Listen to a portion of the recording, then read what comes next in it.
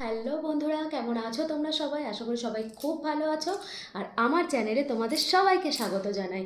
আর আজ আমি তোমাদের সাথে শেয়ার করব একটা চিকেনের ভীষণ হেলদি আর টেস্টি রেসিপি। তো চলো তাড়াতাড়ি শুরু করা যাক। চিকেন স্টু বানানোর জন্য যা যা সবজি লাগবে আমি সেগুলোকে আগে রেডি করে নিয়েছি। তো আমি এখানে নিয়েছি পেঁপে, গাজর, আলু, পেঁয়াজ, বরবটি, রসুন আর কাঁচা লঙ্কা। আর এই প্রত্যেকটা সবজিকে আমি খুব ভালোভাবে খোসা ছাড়িয়ে লম্বা লম্বাভাবে কেটে নিয়েছি। চিকেন স্টু বানাতে গেলে কিন্তু সবজি এরকম লম্বাই কাটতে হয়। আর আলুটা খালি আমি শুধু চৌকো করে কেটে নিয়েছি, বাকি প্রত্যেকটা সবজি তোমরা দেখতে পাচ্ছ আমি খুব লম্বাভাবে কেটে নিচ্ছি।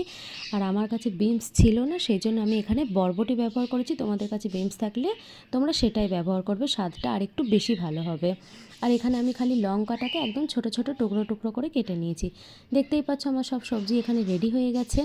এবার আমি গ্যাস অন করে ওর মধ্যে কড়াই দিয়ে দেবো 2 চামচ মতন সাদা তেল। আর তার মধ্যে আমি দিয়েছি 1 টুকরো দারচিনি, 5টা লবঙ্গ, 2টো এলাচ আর 2টো তেজপাতা। এগুলোকে হালকা নেড়ে নেবো। আর তারপরে আমি দিয়ে দেবো এখানে পেঁয়াজ আর আগে থেকে কেটে রাখা রসুনটা। এগুলো যখনই হালকা বাদামি বাদামি হবে তখন এর মধ্যে দিয়ে দিতে হবে চিকেনটা দেওয়ার পরে সব কিছুকে একটু হালকা করে ভালোভাবে নেড়ে নেবে। আর গ্যাসের আঁচটা একটু কম করে দেবে।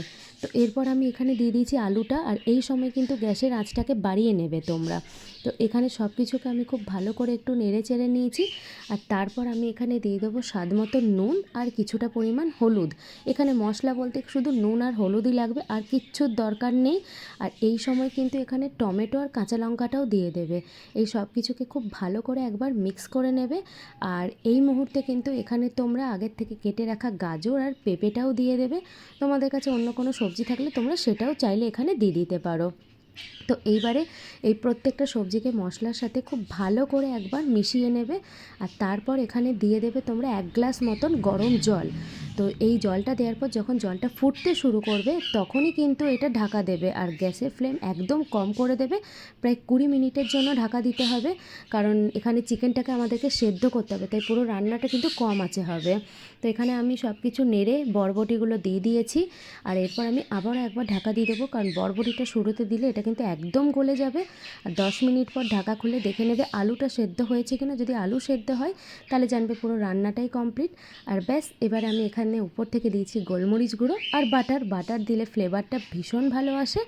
আর এইটা আমি ঢাকা দিয়ে রেখে দেবো ততক্ষণ পর্যন্ত যতক্ষণ না পরিবেশন করছি। তোমাদের এই চিকেন স্টুয়ের রেসিপিটা কীরকম লেগেছে আমাকে কিন্তু অবশ্যই জানাবে।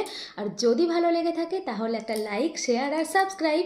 সবাই খুব খুব ভালো থাকবে। চলো দেখা হচ্ছে আবার নতুন একটা ভিডিওতে। টাটা।